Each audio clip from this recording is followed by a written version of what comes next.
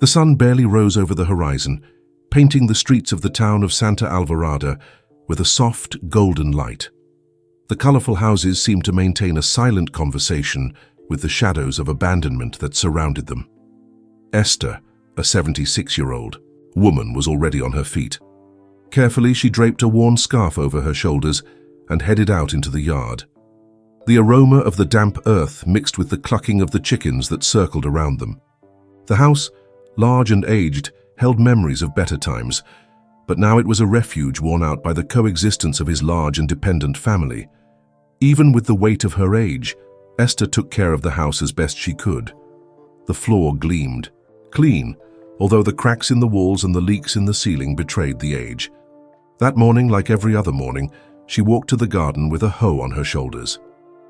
It was there that he found a little peace among the dark and fertile grooves in the soil, which he cared for with almost religious dedication. As she pulled weeds, the words of her late husband, Balthazar, echoed in her mind. "No one works as hard as you, Esther." At first, she thought the phrase was a compliment. Now it sounded like a sentence of eternal tiredness. Around 7, the tranquility was interrupted by the harsh voice of Lucas, his eldest son. "Mom, is breakfast ready or not?" he shouted from the kitchen. Esther took a deep breath, wiped the sweat from her face with her handkerchief and went back inside. In the kitchen, he found his 3 children already sitting around the table: Lucas, Enrique, and Raúl. Lucas, the oldest, was playing with his cell phone with a bored expression. Beside him, his wife, Cynthia, leafed through a magazine without saying a word. Enrique was talking loudly on the phone about some project, while his wife, Marina, absently watched a television program. Raúl, the youngest, laughed carelessly at something on his tablet screen, while his wife, Lorena, wrinkled her nose as she looked at the pan on the stove. "It's almost ready," Esther replied in a soft voice, taking the eggs to fry. "Always." "The same excuse," Lucas replied without looking up from his cell phone. "You should already know when we have breakfast, don't you think?" "They could at least help," Esther suggested, containing her irritation. "To help, I don't have time for that. If I wanted to work, I wouldn't be here," Lucas mocked, making Enrique laugh. The atmosphere in the kitchen grew heavier, but Esther said nothing. He finished frying the eggs, heated the tortillas, and served the dishes. As soon as the food was ready, the wives got up and went to the living room, leaving Esther with the task of taking the meal to the table. "This is cold," Raúl complained, taking the first bite. "You could at least try harder, Mum." The old lady pursed her lips, feeling indignation building in her chest, but she remained silent. "I do the best I can. Maybe if someone helped, things would be different," Esther said. But the silence that followed at the table wasn't one of reflection, just discomfort. Lucas broke the tension with a dry laugh. "Always so dramatic, Mum. If you don't want to cook, say so, but don't blame us." After the meal, as usual, no one lifted the plates. Esther returned to the field, gathering vegetables with heavier steps. Miguel and she had dreamed of independent children, but now the dream seemed like a cruel irony. At noon, loaded with bags, she entered the house and found Cynthia painting her nails and Marina drinking coffee. Enrique was watching a game on TV. When he placed the bags on the table, Julian asked, "What do you have to eat?" Esther replied tiredly, "I don't know yet." Carolina, without looking up, replied, "Something quick, we don't want to wait." "Why don't you cook?" Esther suggested firmly. Cynthia looked in disbelief. "Me? I just did my nails. That's your job." Anger boiled. "My job was to raise you, not be your servant. You live off what I plant and care for, but you never help," Julian mocked, making Marina laugh. "Enough!" Esther shouted, surprising everyone, even herself. "Can't you see that I'm exhausted? I'm not the same as before. I need you to do something." Lucas came in and heard, "If you're tired, hire someone. Don't come and demand anything from us." The words cut deep. Selling the land is our livelihood. Without it, how will we live? Lucas shrugged and left. That night, Esther looked out the window at the sky, searching for answers.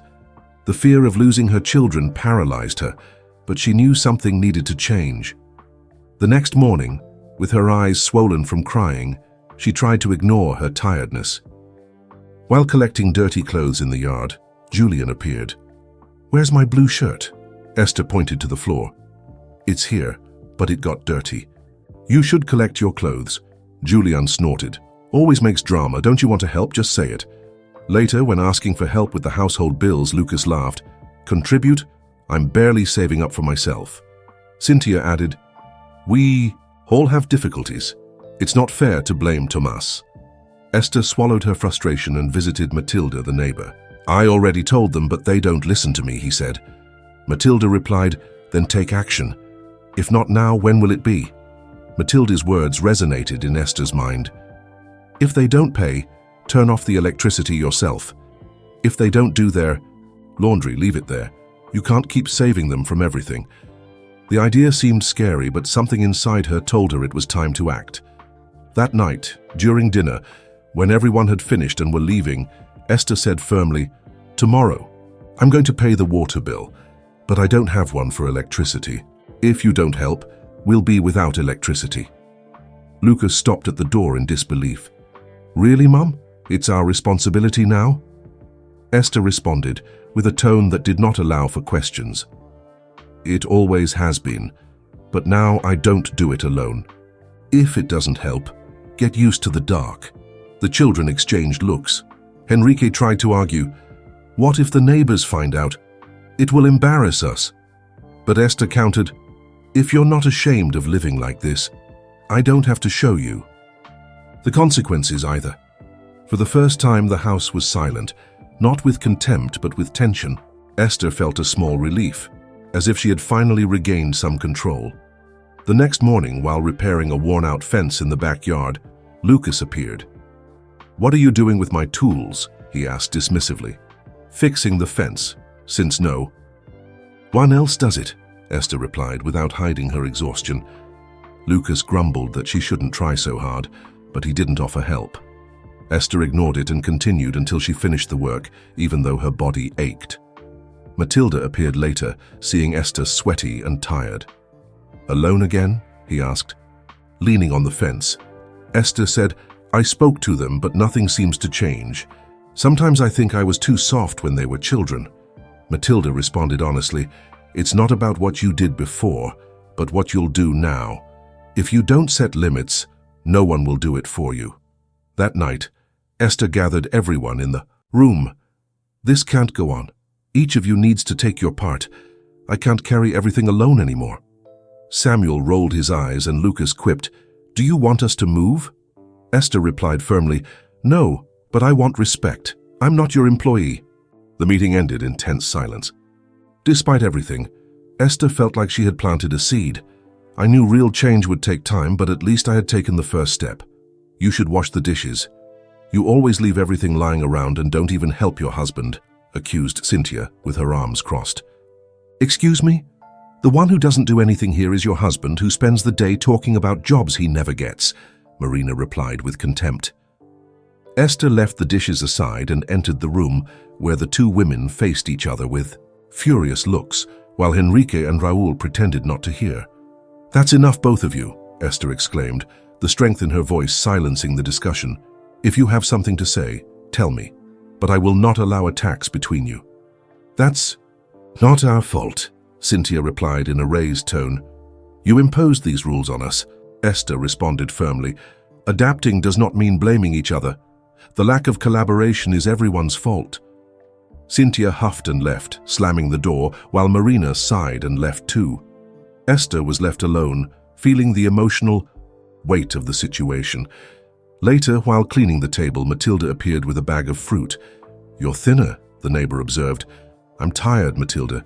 Nothing seems to change." "Have you ever thought about looking for outside help?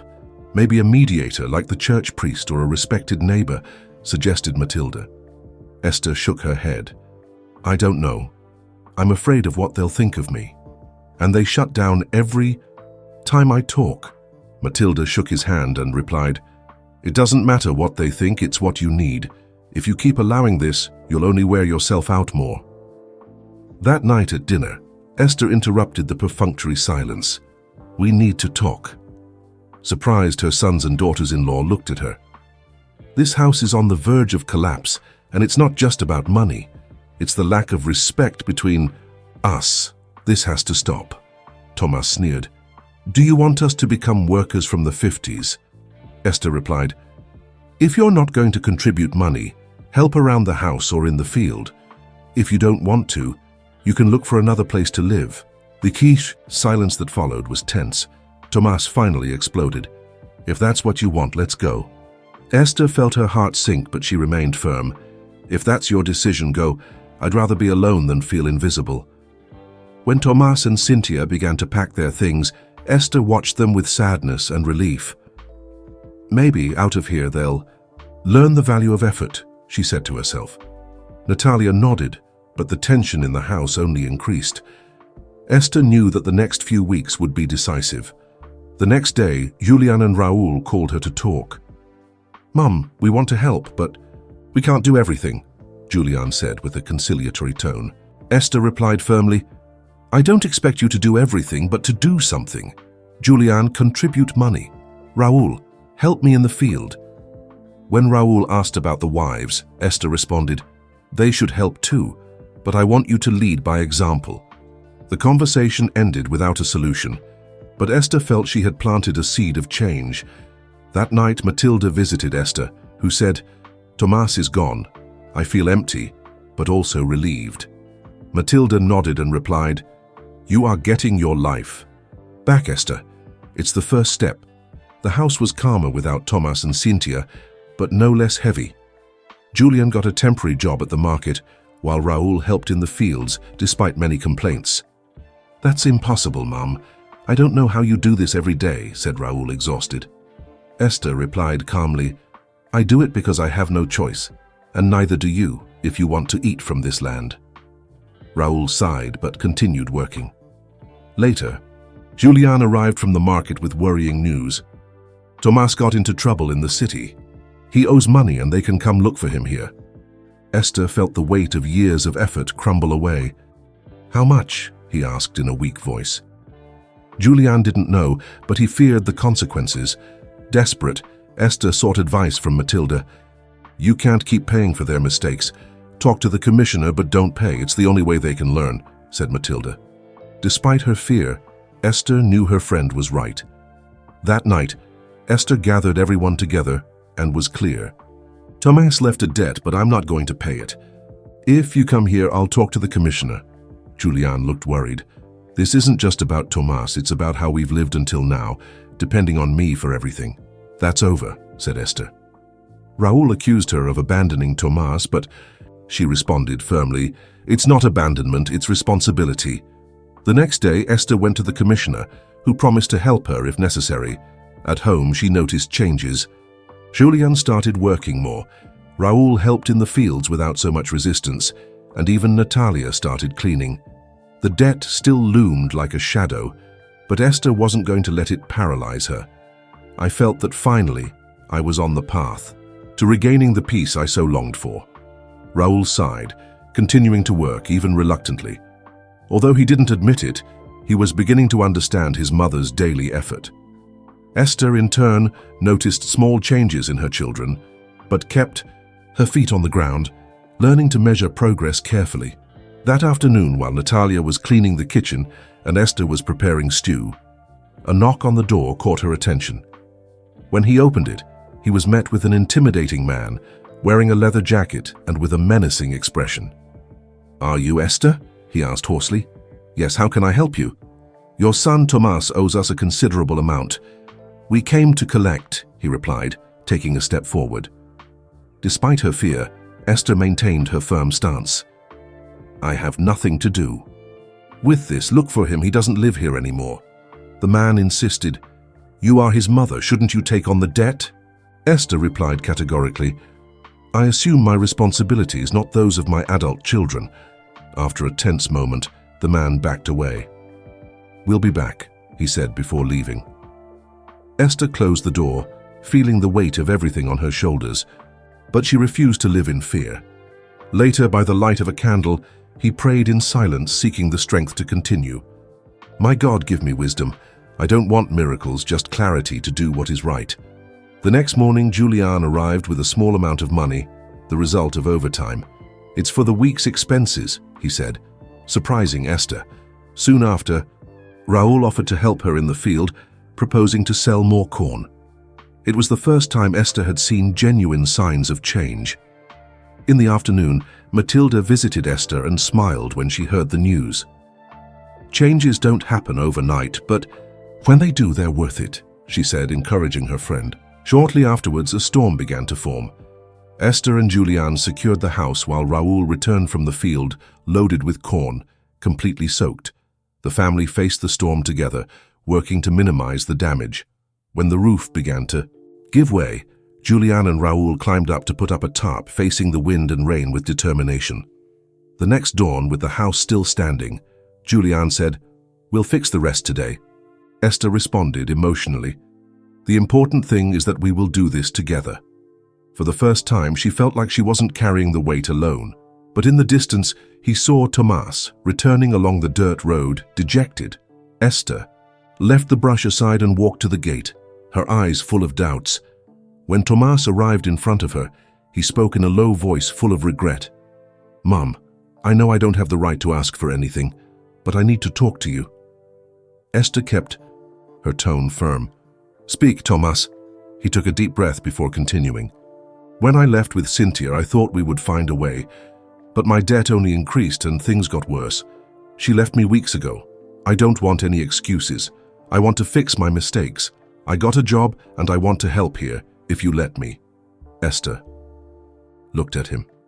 "If you're really willing to change, this house is yours. But once you walk through that door, you'll be part of the solution, not the problem." Tomas nodded. "This time will be different." That afternoon, the family had lunch on the patio. The tension was palpable, but Esther intervened. "Tomas is here to sort things out. If he's willing to put in the effort, we should give him a chance." Julian began to relax while Raoul remained silent. Natalia offered Tomas a coffee, breaking the ice. In the following days, Tomas integrated himself into the rhythm of the house, learning from Raoul in the field and helping Julian organize expenses. His determination, even clumsy, was visible. One quiet afternoon while they were working together, Tomas said, "Mom, Carolina left me because I wasn't facing my problems. She was right. I want to change." Esther listened to him carefully. "Words are not enough, Tomas. Show it with your actions." Over time, Tomas's efforts began to show. He paid off his debt slowly, contributed what he could, and the family dynamics changed. One night, the family discussed the next steps: repairs to the walls, expansion of the land, and everyone offered to help. Esther watched in silence, proud that she wasn't carrying everything alone. Later, under the starry sky, Esther took a deep breath, feeling the weight of the past dissipate. He entered and saw his children talking while Natalia served tea. For the first time in years, he felt true peace. Closing her eyes that night, Esther imagined a future where hope and unity continued to guide her family. If this story touched your heart, leave a like and share it with someone special. Subscribe to the channel to never miss a story that reminds us of what really matters: love, overcoming, and togetherness. We look forward to seeing you here again.